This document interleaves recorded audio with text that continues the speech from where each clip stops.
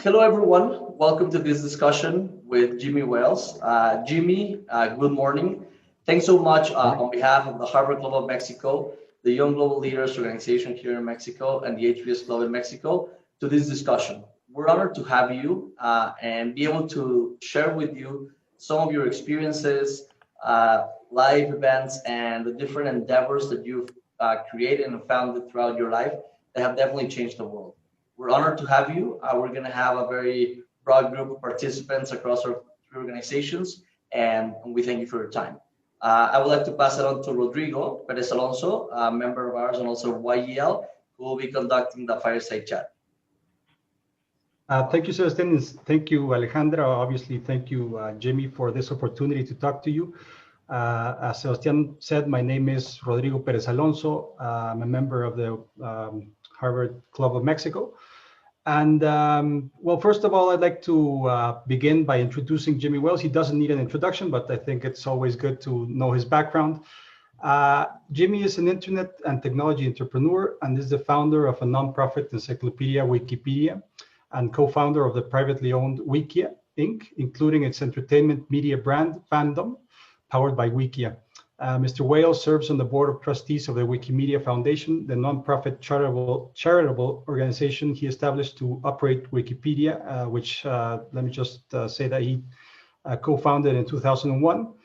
In 2019, he launched WT Social, a news-focused social network. And in 2006, Jimmy was named Time Magazine's 100 most influential people in the world for his role in creating Wikipedia. Again, we're very pleased to be talking to you, and thank you again for this opportunity and your gracious time. Let me just start by asking you. I think the fundamental question is, how did you do it? No, Wikipedia is now one of the 10 top websites in traffic-wise in the world, and it's a global platform and a global encyclopedia for knowledge for the masses. You mentioned in the book Wikipedia Revolution that it's a tech innovation platform rather than a social innovation. I'm sorry, it's a social innovation platform rather than a tech innovation platform. How do you see the internet and the role of information 20 years after founding Wikipedia? Yeah, great. So, well, there's a lot in there. I mean, I think the first thing to expand upon maybe is that idea that Wikipedia is not so much a technological innovation, but a social innovation. And part of the reason I say that is when Wikipedia was set up, when I set it up in 2001, all of the technology to create Wikipedia, which is database, web servers, web browsers, even the idea of wiki had been around, meaning a website anyone can edit, had been around for 6 years at that time. And so all of the technology at that time was quite already existing and so on. So we didn't invent any new technology. But what we did invent is a new way of thinking about things socially. And I would say that the biggest innovations of Wikipedia have still a lot of resonance today, and we see a lot of problems on the internet today that our model has avoided because it's so radically different. So what we've done is, we've radically devolved power into the community. So when people have a model in their mind, imagining 3,000 editors in a building deciding what goes in Wikipedia or not, that's completely not how it works. It's all completely written by the online community of volunteers. And they control the quality and they enforce the rules which they create, obviously with traditional guidance from me in the beginning, but carried on through our values and our principles even today. So a lot of the kind of thing that everybody's worried about with social use of the internet, the trolling, the bot farms, the misinformation, disinformation, we've proven to be very robust about those things. I mean, you can go right now on Twitter, for example, and it takes very little looking around to find really completely ridiculous misinformation about all of the important issues of the day, about elections, about coronavirus, all of these things.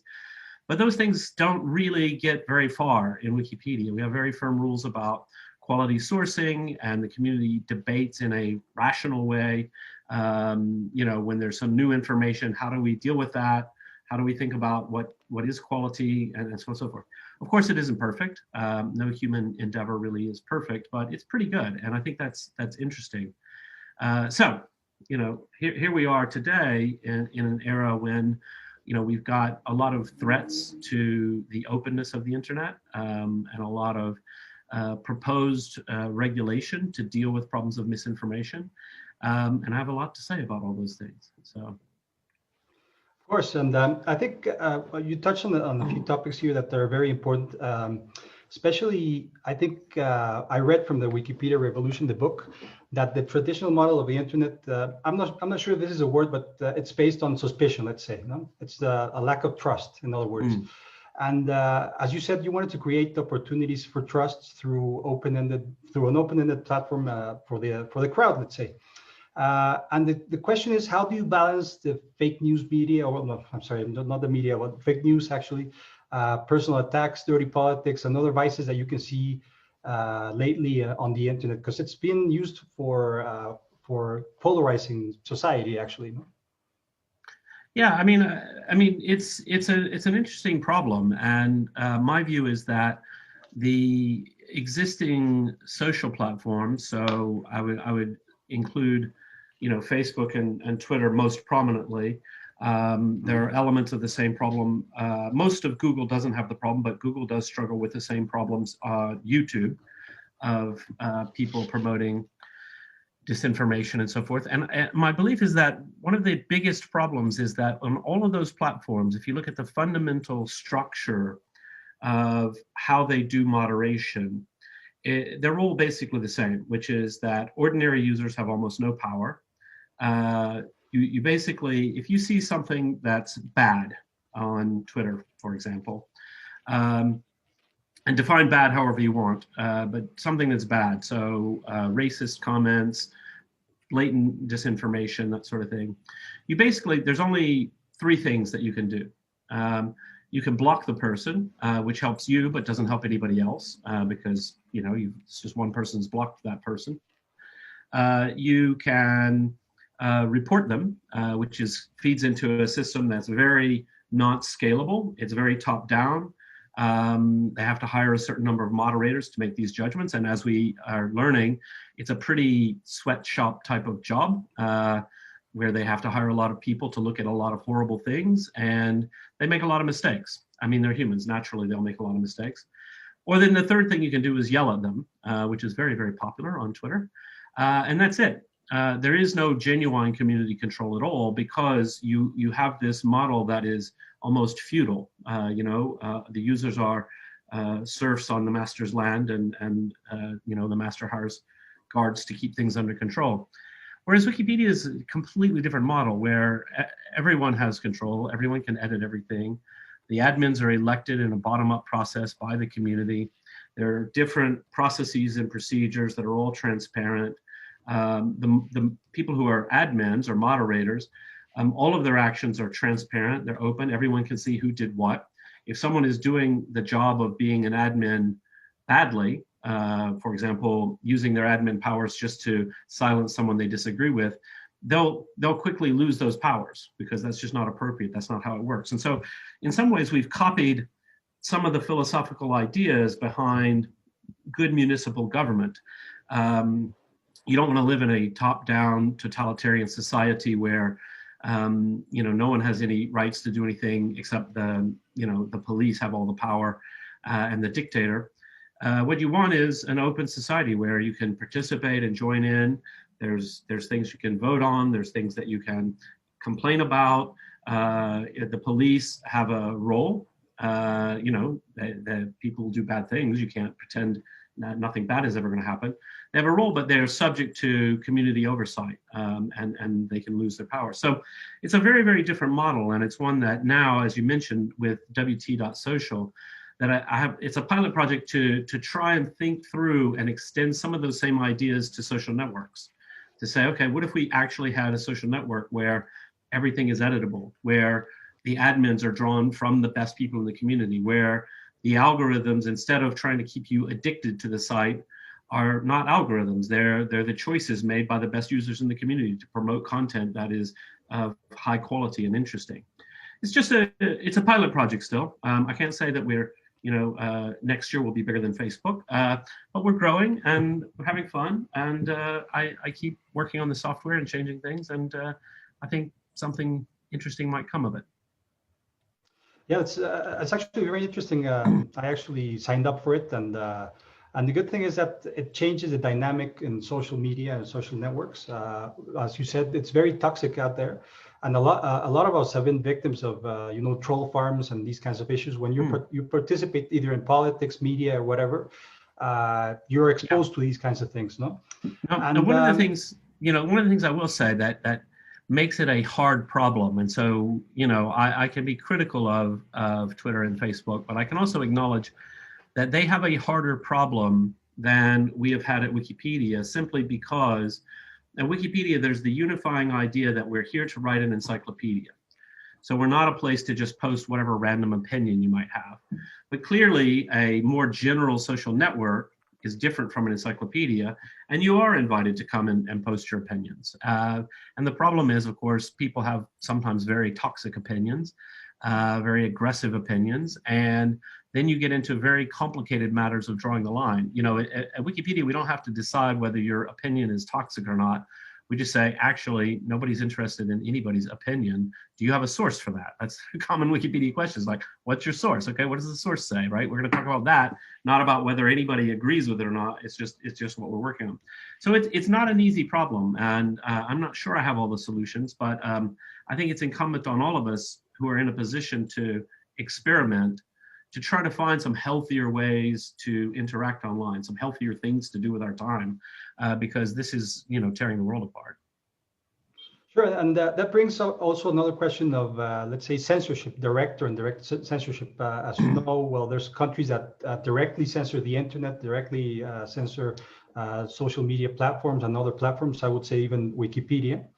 And there's also indirect means of censorship, I would say, through these government-sponsored troll farms or other means of intimidation in order to favor or get on the good side of, let's say, a political faction or government. And I think you've touched on this. How would you deal on how will the internet deal with these kinds of issues for the future? I mean, I think a lot of this has to do with really fundamentally rethinking, as I say, the organizational model for social platforms, to put more power in the hands of genuine, ordinary people in the community. I think that gets you a long way towards where you want to be, but there's a lot of complications. It's a simple thing to say and much harder thing to figure out. But also, I think, these companies, here's the one way I've explained it, is if you have a crazy uncle who has really weird racist ideas. I fortunately don't, but everybody knows that stereotype. You got this family member who's sort of everybody barely puts up with him at family gatherings and so on. And in my view, it is not Facebook's responsibility. It is not Twitter's responsibility to control what that person says. If somebody wants to privately express to their friends some obnoxious opinion, that's fine. Where I do have a problem with what the companies are doing is when their algorithms are creating celebrities out of people who simply stir the pot with outrageous claims of false information, hate speech, and so on. Because, and I do believe that the companies are not attempting to do that. No one at Facebook or Twitter has any interest in their platform being used for hate speech. But what happens is when they mindlessly optimize for time on site, for maximum ad revenue, for addiction, then that's the kind of content that keeps people going. I mean, we're all familiar with the phenomenon of people slowing down to gawk at a car crash, right? We think it's a sad human instinct, but it's there. It's a thing that exists. But the idea that you've got a business model that's built around creating those moments of crisis to energize and enrage people so they stay longer on your site, I find that really problematic. And I think that is something that we really need to challenge as consumers and basically stop using or reduce our use or demand changes. simply because, that's not how we want to live. Not really. And I think there's another issue here. It's interesting because in the U.S., Europe, and even Mexico, we're living through. Let's say these platforms have monopolized certain the data that you provide as a user, and there's some antitrust authorities in Mexico, Europe, and the U.S. who are actually investigating these kinds of things, and they're trying to break up these kinds of issues. Do you consider Wikipedia and your recent efforts to demonopolize data as utopia, or do you think it's feasible in terms of these kinds of things? I mean, I think it's feasible, and I think there's so many different subtleties that I've not really put my my flag down in proposing any particular regulation. I think that's a very hard problem, and I think we should be very cautious about getting governments involved too soon, because one of the things that often happens, and we've seen this in many industries throughout the years, is that some industry becomes regulated for an ostensibly good purpose, but regulatory capture is a real thing. And suddenly it becomes very difficult to see any new competitors, because the new competitors are small and cannot afford to comply with very complex, very heavy regulations. Whereas the big companies, well, they may not like the regulation, but frankly, they can comply, and then it kills all their potential competition. And now we're stuck with suboptimal institutions when an open internet that allows for dynamic change and people to find better services and to find things that are healthier is really what we're after. So it's hard, but I do think that these companies need to recognize that, to the extent that people are growing to believe that they are destructive of human values, they are going to face regulatory scrutiny. And even if I might not support any particular regulatory intervention, I can't stop it from happening. And so they need to be very proactive about thinking through these problems, before there's regulation, to say, look, actually, we think if we don't sort of clean house a bit, we're going to end up in a bad place. So I think it's also interesting. The whole model of the internet, it was first, let's say, it was first at the beginning, 1999, 1997, whatever. It was sort of like a utopia, no? From a technical perspective and a user perspective, no? And now it's become much more a model of monetizing data, user data. So it's very delicate because you're giving out your information freely to these companies, and they're using it even sometimes against you, no? So how do you see the model of the internet going forward after all these controversies surrounding data, let's say? Yeah, I mean, I think there's many elements to this. So when we talk about the rise of programmatic advertising, so these are the ads that follow you all over the internet, and you tend to see the same ads no matter where you go, because they figured out who you are and they know what you like and so on. And there are some good elements of that. If we want to talk about the positives of that, it means that I see ads that are relevant to me, things that I'm interested in, that advertisers are paying money to talk to people who are relevant to them, and publishers can make more money than if they were having to send out ads that are not very effective and not very valuable. So that element of things is fine. But what we're seeing is there's some really bad downsides. And one of the big downsides we've seen in the realm of journalism and news, which is that every piece of content competes head-to-head with every other piece of content online. So a very expensive piece of investigative journalism that took a senior reporter a month to research and to do hundreds of interviews, and it costs a lot of money to do proper investigative journalism. It might get the same number of page views as a clickbaity sort of silly list article that's funny and viral, and some millennial intern wrote it, and it's just very quick. And so then that's a problem, right? Because if I'm a publisher and I say, wow, I really want to keep publishing, serious, hard-hitting investigative journalism, but I make the same amount of money from the silly stuff, let's just do more silly stuff, which is why the internet's full of nonsense, these days. cheaply written churnalism, they call it, just churning other people's stories and so on. And so that business model is really failing journalism. And so that does mean, something that I'm a big fan of is that now we are finally seeing a willingness to pay for news from a lot of people. I was on the board of the Guardian newspaper for a short time here in the UK, and they really don't want to have a paywall, and they really don't, they want to survive, and so they've started just asking people to support them, asking for money, and it's worked very well for them, and I think that's important. I think paywalls are okay too. I mean, I'm not happy about all the paywalls, but I think it's great if what it does is if it aligns the news creators' incentives to say, let's not just create the most flashy clickbait stuff, but stuff that's meaningful enough to people that they're willing to pay for it. I think that's really valuable. And this is with WT.social. One of the things I'm doing is there's no ads, no paywall, which I've joked, a really bad business model, but that's how I've built my career so far. And we're just saying to people, look, if you want to support, you can pay, but you don't have to pay. And if you do pay, you'll be supporting this effort to try and create something new. Obviously, I'm on the side all the time listening to people and thinking and creating and so on. And if we create something that people is meaningful to your life, then you will be willing to pay. Now, the challenge is I have to do that, right? But if I can't do that, then people shouldn't pay and I shouldn't make money. And that's the end of that. That's kind of the way it should go.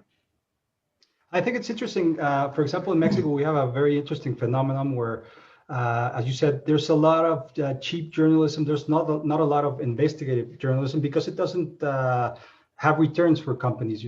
So it's easier to hard, just it's easier just to say, oh, this celebrity was doing this with the other celebrity. She said this and that, and it's very easy. It's sort of like the BuzzFeed, let's say, of journalism. And yes, actually, BuzzFeed is an interesting example to me because they really did pioneer this sort of fluffy type of journalism, but they also have done some really great journalism, and I've always sort of been pleased with them for that. I actually don't know why they do it, because I'm sure they just do it because they want to. It's not what makes them money. What makes them money is a lot of fluffy stuff. And there's nothing inherently wrong with fluffy stuff, but if our business model only gets us fluffy stuff, then we start to have a breakdown in trust in institutions. It's a problem. And also, it's interesting how social media plays a lot into feeding the traditional media, because it's certainly this type of content. Sometimes it's just like rumors, or someone interprets something as X or Y, and then it becomes a media event. So how would you stop that? How would you regulate that sort of information going out there?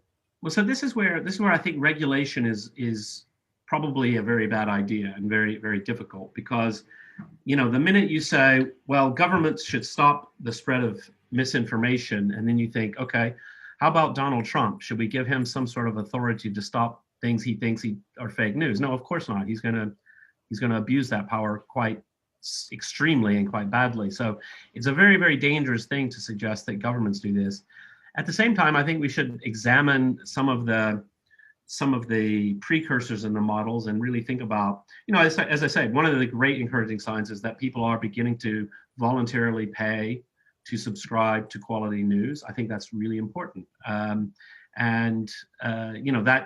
does shift the incentives quite a lot for newspapers to say, look, nobody's going to pay for fluffy clickbait content about celebrities that's all over the internet for free.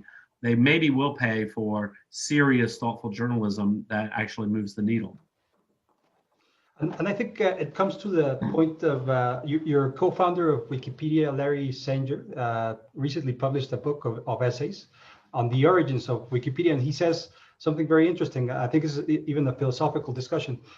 Knowledge should be distinguished from mere information, and I'm quoting, and we should evaluate contributions of anonymous amateurs and experts in an age where information reigns. So in other words, I think knowledge is different than information. Knowledge is has certain aspects to it that are different to, let's say, these kinds of clickbaity information that you see on the internet. What's your take on that? Yeah, I mean, I think that's right. I mean, for me, the distinction between information and knowledge really has to do with the person receiving it. Anybody can receive little tidbits of information, but knowledge is really about integrating ideas, understanding context, having a deeper, more thoughtful relationship to it, which is not something you're going to get from fluffy clickbait media. Of course. So we have a few minutes still to just ask you some Q&As from the crowd. And Yeah. I don't know if Sebastian, would you like to ask the questions? Thank you, Jimmy. And it's a couple of questions because we want to be very mindful of your time. The first comes from Joel Enriquez. He's an alumni from the Harvard Kennedy School. And he asked, what is your perception of Chinese competition in regards to access to information and the platforms that you run? Because there's this sense that perhaps they have access to the information that you produce in the Western world, and that is perhaps not reciprocal. Or are you using that? Yeah, I mean, I would say that the current status for Wikipedia is that Wikipedia is blocked in China. And that has been the case for quite some time. And it's been on and off over the years. We have a principle that we will never cooperate with censorship. And so we have been approached by the Chinese government at various times saying, you could get access to our market, but we need to be able to control and delete pages that we don't agree with. And we just say, no, that's never going to happen. Like, that's just not who we are. It's not what we do, which means that we're blocked there. And we were blocked in Turkey for quite some time. Fortunately, we managed to fight that in court, and we won our case in the Supreme Court there. And now we're unblocked in Turkey. And so that was a big positive blow. And I think it validated for a lot of people why we should not cave in. Because one of the reasons the Turkish government felt they were surprised, I would say, I believe, that we didn't back down, because Twitter and everybody else just backs down immediately. They blocked Twitter for a day, and Twitter agreed to delete a bunch of stuff or prevent people in Turkey from seeing it, which is quite bad. And so they were surprised that we were principled and just said, that's never going to happen because we're Wikipedia and we are here fundamentally about sharing knowledge. So there's that. So in terms of Chinese competition, I'm not quite sure I understood that question, but I do believe, just as a parenthetical, that if we want to understand the Chinese censorship, I think we can only understand it if we take account of two things. One, it is about the control of flow of information for political purposes, but there's also a domestic internet industry there which tacitly supports it, because they know it makes it really hard for Western companies to compete with them inside China, because they're going to get a lot of grief back home if they participate in the censorship. And so I think there's a certain amount of protectionism to it, and that does create interesting, complicated things. A company like TikTok, for example, they can actively censor inside China and nobody really cares, because it's a Chinese company. Whereas if a Western company did the same exact thing, we would be very upset with them to say, why are you censoring videos that are just mildly critical of the Chinese government? So those are kind of problematic. When I mentioned TikTok, it brings up the whole question of Donald Trump and TikTok. That's not really what I'm talking about. So it's maybe not my best example, but the point is, protectionism is a real thing, and it is one of the factors that I think matters here. Excellent. And I guess one last personal question, and then maybe Rodrigo can give us some final remarks, and also Alejandra can close out the event. I want to say before this question that, again, we want to thank you, Jimmy. This has been very, very valuable. And I guess my final question would be, on a more personal note, what would be your 2 or 3 recommendations to us who, like you, want to change the world and make a positive impact? What would be those 2 or 3 recommendations you would give to us? Yeah, I mean, so one, I feel like one of the things that's interesting about Wikipedia is that the people participating in Wikipedia are, it's not a command and control structure. Everyone is a volunteer, but we have a unified vision. We have something that we want to achieve together, which is a free encyclopedia for everyone in the planet in their own language. Like, that's the goal of Wikipedia, and everybody understands that. Well, most companies, right, need to also realize that, yes, you do have a bit more of a command and control. You pay people salaries, so therefore they have to do what you say, sort of. But the truth is, if you want to get the best out of people, the best people don't work just to make money, right? They need to make money, and they want to make a lot of money sometimes, right? But the best work comes when they believe in what they're doing and they say, look, we're doing something here that is meaningful and valuable to the world. And as a leader in a company, that is a message that you can communicate in almost every endeavor. I mean, people say to me sometimes, oh, well, you know, what if what we do is we produce toilet paper? And I say, okay, right, it's hard to make that sound inspiring, but the truth is the world needs toilet paper, right? And they need it to be quality, they need it to be inexpensive, they need to be done efficiently.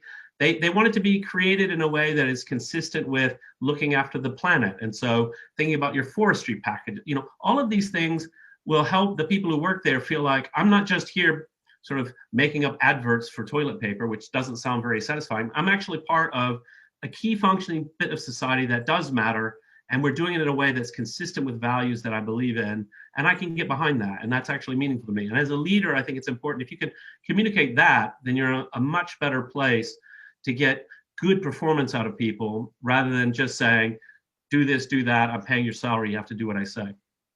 So that was one thing, but, you know, pretty good one, I think. Excellent. Thank you. Very good. Great. So again, we don't want to take more of your time, Jimmy. It's a pleasure speaking to you and taking the time, taking the time to talk to us. And with that in mind, I would like to give the floor to Alejandra to give some closing remarks. Of course. Thank you so much, Jimmy, for your time and for sharing these insights with us. It's very valuable to hear them, especially from you.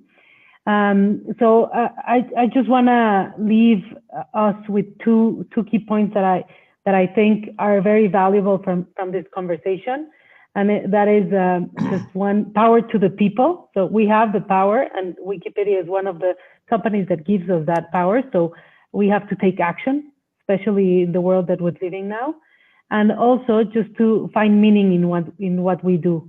And if we're leaders in the world, we have to also provide meaning in the organizations that we're trying to manage and the people that work with us and for us. So thank you so much for those key lessons, and thank you for your time. Thank you, Sebastian, Rodrigo, for making this possible with Jimmy. Thank you for all of the conversation, Jimmy. Great, thank you. Have a wonderful day. Thank you, everyone. Thank you. Bye-bye. Thanks, Thank Jimmy. you for joining.